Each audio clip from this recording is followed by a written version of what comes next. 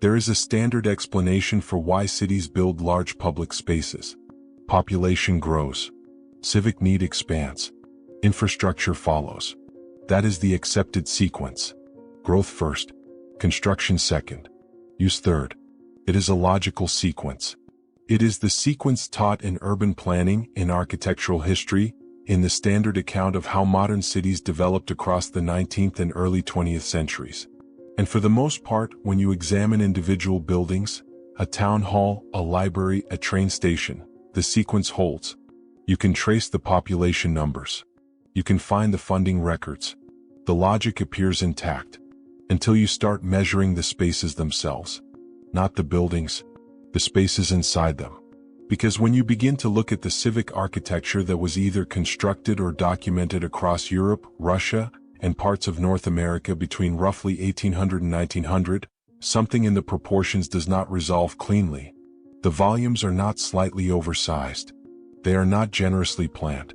In many cases, the interior capacities of these structures exceed, by considerable margins, the documented populations they were built to serve. Not by 10%. Not by a comfortable buffer. In some cases, the discrepancy in scale suggests these spaces were designed for a volume of human activity that the surrounding cities at the time of construction could not plausibly have generated. This video explores historical interpretations and unanswered questions found in existing records. It does not present definitive conclusions. Let us begin with what is not in dispute. Across the 19th century, in city after city, an extraordinary wave of civic construction took place. Grand halls, vast train stations, covered markets with iron-vaulted ceilings stretching hundreds of meters, exhibition palaces, public arcades, reading rooms of such dimension that the individuals inside them appear, in period photographs, almost incidental to the architecture surrounding them. The official explanation is well documented. This was the age of industrialization. Cities were expanding rapidly. Civic ambition ran high. Governments and municipalities wanted structures that would signal permanence, modernity, and institutional authority. Architects were given resources and mandates that would not appear again for generations. The scale in this reading was intentional, a statement of what cities were becoming, not a reflection of what they already were. That explanation is coherent. It is taught. It is repeated. It accounts for many of the individual examples on their own terms. But there is a specific category of question it does not answer comfortably. When a building is constructed as an aspirational gesture, designed for the population a city hopes to have, there is typically a visible intermediate period. A period of partial use. A period during which the structure operates below capacity, during which records show the space adapting, filling incrementally, eventually reaching the scale its designers intended. You can find this pattern in civic architecture of almost every era.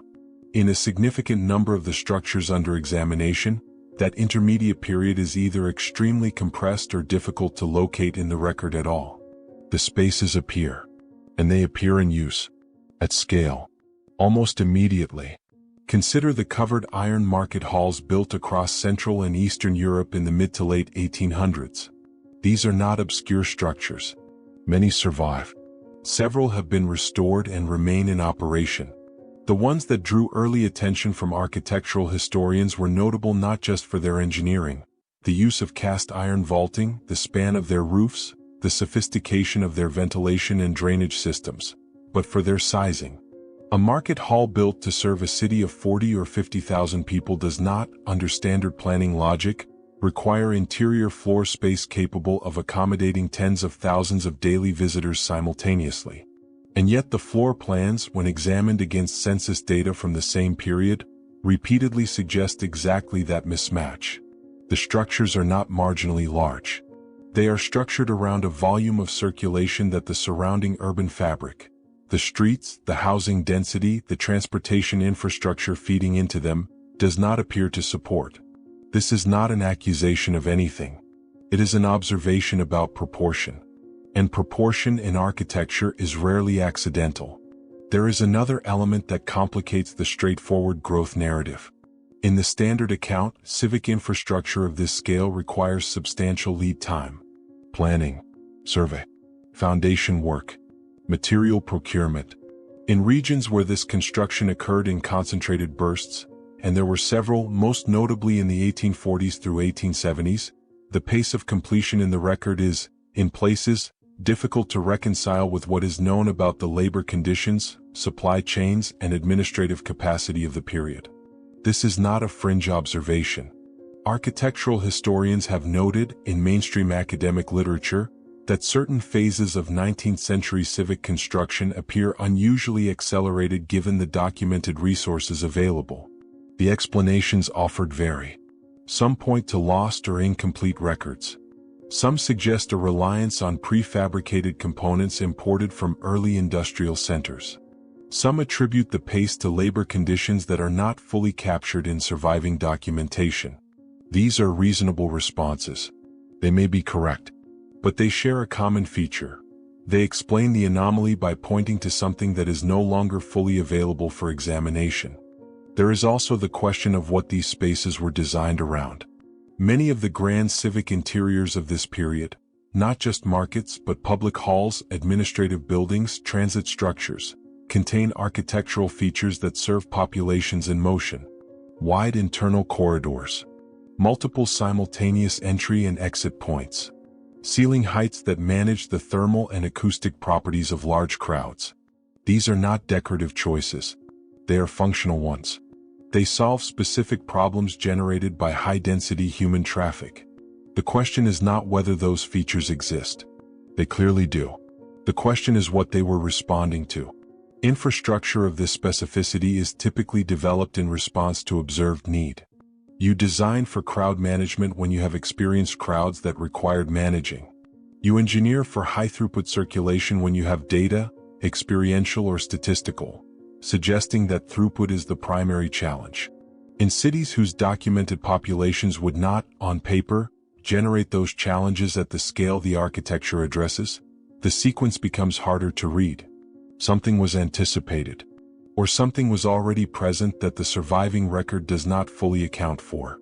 And across multiple cities, across multiple countries, across structures built independently of one another by different architects under different governments, the anticipation appears to be pointing in the same direction. That is the thing about architectural anomalies that exist in the public record. They are not hidden. They are not obscure. The buildings are still standing. The floor plans are archived. The census data is accessible. And once you begin applying the same proportional analysis across different countries, different political systems, different decades, the pattern does not dissolve into regional variation or isolated coincidence. It reappears, consistently, at scale, in places that had no documented contact with one another during the periods in question. This is where the examination becomes more difficult to dismiss as selective reading. In the United Kingdom, the Victorian era produced a wave of civic construction that is well documented and widely celebrated. Municipal libraries, covered arcades, town halls of such grandeur that several remain among the most architecturally impressive structures in their respective cities today. The official narrative here is particularly well developed. Britain was the center of industrial expansion. Municipal pride was a defining cultural force. The wealth generated by industrial output was, in many cases, deliberately channeled into civic architecture as a form of both utility and declaration. That explanation carries real weight. It is not invented. But within that well-documented wave, there are specific examples where the weight of the explanation begins to shift. Leeds, Manchester, Birmingham, Glasgow. Each of these cities produced civic infrastructure in the mid-Victorian period that, by standard planning logic, preceded the population density required to justify it. The covered markets built in Leeds and Halifax in the 1850s and 1860s contain interior volumes, floor area, ceiling height, entry point distribution, that suggest sustained high-volume daily use. The census figures for those cities at the time of construction indicate populations that could, theoretically, have filled those spaces, but only under conditions of near total civic participation simultaneously, which is not how market infrastructure is typically planned. You plan for peak usage, not total population. You build for the crowd at its largest, not the city at its fullest. And the peaks implied by these structures suggest a regularity of concentrated human activity that the surrounding street networks at the time were not obviously equipped to deliver or disperse. The United States presents a version of the same question with an added complication: timing. Several American cities, most notably in the Midwest and along the eastern seaboard, contain civic architecture from the post-Civil War period that exhibits the same proportional anomalies. Large train stations, covered public halls, exhibition buildings, structures that, in terms of their internal capacity and engineering specificity, appear calibrated for populations and traffic volumes that American cities did not reach until decades later. This is sometimes explained through boosterism. American cities in the Gilded Age were notorious for building in advance of need, projecting futures that civic leaders were determined to create. The architecture in this reading was promotional as much as functional. Build the station for the city you intend to become, and the city will follow. It is a plausible reading. It has been applied convincingly to specific cases. But boosterism tends to produce a particular kind of overbuilding. It produces grand facades, impressive frontage, visual scale that communicates ambition from the outside. What it does not typically produce, because the incentive structure does not require it, is the internal engineering specificity associated with managing actual high-density human movement. The structures in question are not just visually grand. They are functionally precise. Their internal layouts solve operational problems. The column spacing accommodates specific crowd flow patterns. The loading dock configurations suggest regular, high-volume material processing. The ventilation systems address the thermal load generated by large numbers of bodies in motion. These are not decorative decisions. They are solutions. And solutions imply problems that were either anticipated with extraordinary precision or already being experienced. There is a specific structural feature worth examining across both the British and American examples. In many of these civic buildings, the internal organization follows what architectural analysts describe as a redundant circulation model. Multiple parallel pathways through the same space. Entry points that exceed what single-stream crowd management would require. Internal divisions that allow a space to be simultaneously occupied by different groups moving in different directions without interference. This kind of design is common in modern transport hubs, airports, and large-scale event venues. It is the product of extensive study of how crowds behave under sustained, high-density conditions. In the 19th century structures under examination, it appears without the apparent experiential basis that would normally generate it. You do not design for crowd interference unless you have observed crowd interference. You do not engineer parallel circulation systems unless the problem of competing flows has already presented itself as something worth solving. And yet here it is, solved. In buildings constructed for cities that, by the numbers, should not yet have encountered the problem. Across Russia, the pattern carries an additional dimension.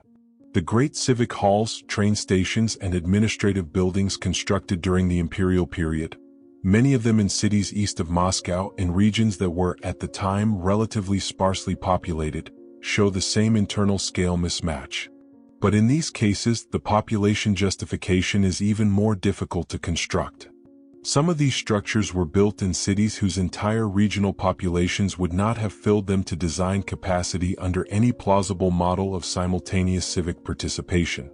The standard explanation here leans on imperial symbolism. The Tsar's government built grandly to project authority across the breadth of the empire. Scale was political, not demographic. Again, plausible. Documented in some cases. A real phenomenon in the history of imperial architecture. But the functional specificity remains. The drainage. The load-bearing calculations calibrated for dense, sustained occupancy. The service access points positioned for regular, high-volume use. These are not the features of a symbolic building. They are the features of a building that was expected to work continuously, at capacity. When you map these observations across the full geography, Western Europe, the United Kingdom, the United States, the Russian interior, a secondary pattern begins to form beneath the first.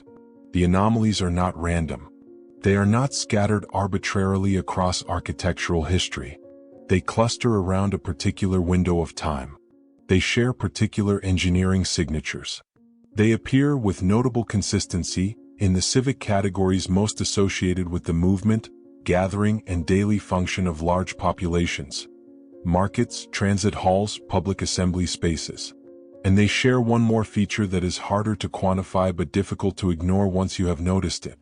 They feel finished, not aspirational, not underoccupied and waiting to be discovered.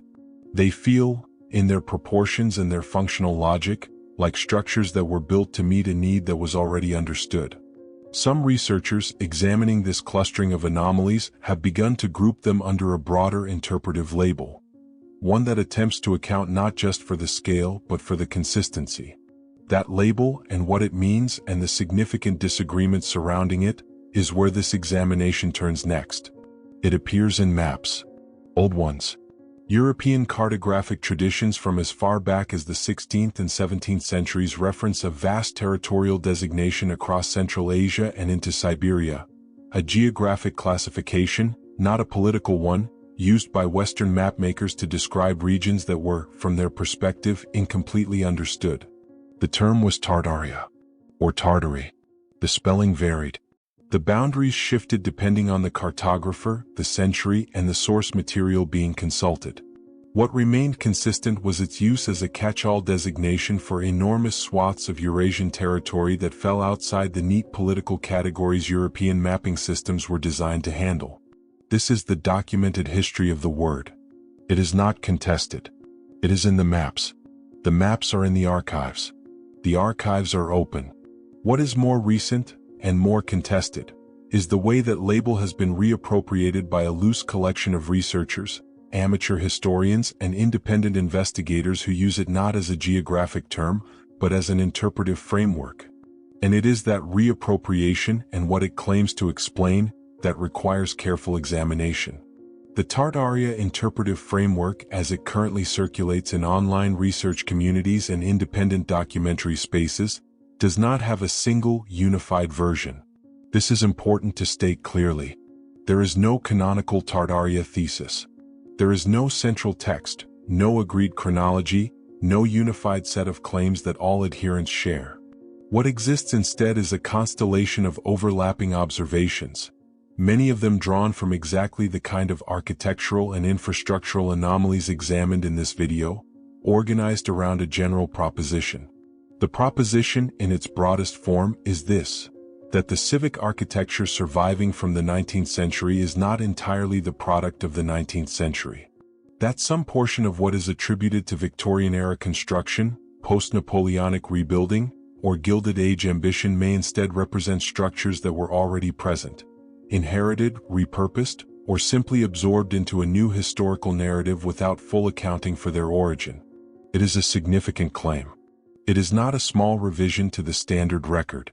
And it is made, in most versions of the framework, without the kind of evidentiary basis that academic historical methodology would require to take it seriously as a formal hypothesis. That must be said. It must be said plainly. The Tartaria framework as a whole operates outside peer-reviewed historical scholarship. It is not taught. It is not accepted. The mainstream academic response to it ranges from dismissal to cautious acknowledgement that some of its component observations, the scale anomalies, the timing questions, the functional specificity of certain structures, do represent genuine puzzles in architectural history, even if the interpretive framework built around them is considered unsupported. And yet the observations themselves do not disappear when the framework is rejected. This is the tension that makes the subject difficult to close cleanly. You can dispute the conclusions drawn from the proportional anomalies without disputing the anomalies. You can reject the interpretive label without resolving the questions that prompted its use. Historians and architectural researchers who have engaged critically with the Tartaria framework have, in several cases, acknowledged that the underlying data points, the scale mismatches, the premature engineering sophistication, the clustering of anomalies within a specific historical window, represent genuine areas where the standard narrative is thinner than it appears. Not wrong. Thin. There is a difference between a historical explanation that is incorrect and one that is incomplete. And incompleteness in the historical record is not unusual. Records are lost. Documentation is uneven. The further back you go and the further from institutional centers of power, the more gaps appear. This is known. It is expected. It does not imply suppression or deliberate omission. It implies the ordinary attrition of time applied to incomplete documentation systems. One interpretation of the Tartaria framework, and it is worth naming this interpretation specifically, is that it is a response to that incompleteness. A pattern-matching exercise that fills documentary gaps with a coherent narrative in the absence of the evidence that would normally be required to support one. In this reading, the framework is less a historical claim and more a psychological one. The human tendency to resolve ambiguity through story, to prefer an uncomfortable explanation to no explanation at all. This is a serious critique. It is made by serious people. And it applies with varying force to different versions of the framework. A second interpretation, also present in the literature, also made by people engaging in good faith, takes the scale anomaly seriously as a historical problem without accepting the specific conclusions the Tartaria framework draws from them. In this reading, the civic architecture of the 19th century was built at scale not because it was inherited from a prior civilization, but because the populations it served were larger, more mobile, and more economically active than surviving demographic records suggest. Documentary gaps work in both directions. If records of construction are incomplete, records of population may be equally so. Some historians of this period have argued that standard census methodologies significantly undercounted transient, migrant, and seasonally mobile populations, exactly the populations that would generate high-volume use of transit halls, covered markets, and public gathering spaces. Under this interpretation, the buildings are exactly what they appear to be, 19th century constructions built to serve 19th century populations. The anomaly is not in the structures. It is in the demographic data used to evaluate them. This is a more conservative interpretation. It does not require revising the foundational chronology. It requires only accepting that the record of who was present in these cities is less complete than the record of what was built for them. A third interpretation sits between the two. Some researchers, working in architectural history, in the history of building technology, and in the study of pre-industrial construction methods, have proposed that a meaningful portion of the civic infrastructure attributed to the 19th century may incorporate or adapt structures that are older than their official dates suggest. Not inherited from a lost civilization. Not evidence of an erased history. But genuinely older foundations, vaulting systems, or structural frameworks that were incorporated into new buildings during periods of rapid civic expansion, and documented as new construction because at the level of their visible surface they were. This is not a fringe proposition in architectural terms. Adaptive reuse of earlier structures is extensively documented throughout European urban history. The question this interpretation raises is whether the practice was more widespread in the 19th century than is currently reflected in the official record, and whether the scale of the adapted structures, in some cases, exceeded what the adapting civilization built independently. It is a question the existing record cannot fully answer. That is not a rhetorical observation. It is a practical one. The documentation required to resolve it, detailed structural surveys, material dating across interior elements, comparative analysis of foundation chronology, has not been systematically conducted for most of the structures in question. What the Tartaria label ultimately offers, to those who use it, is a container. A way of holding together a set of observations that resist easy integration into the standard narrative. The label does not, in most serious uses of it, claim to resolve the questions. It claims to name the space in which the questions live, a space defined not by conspiracy or concealment, but by the ordinary limits of what the historical record can confirm. Whether that container is useful or misleading depends in large part on what is placed inside it.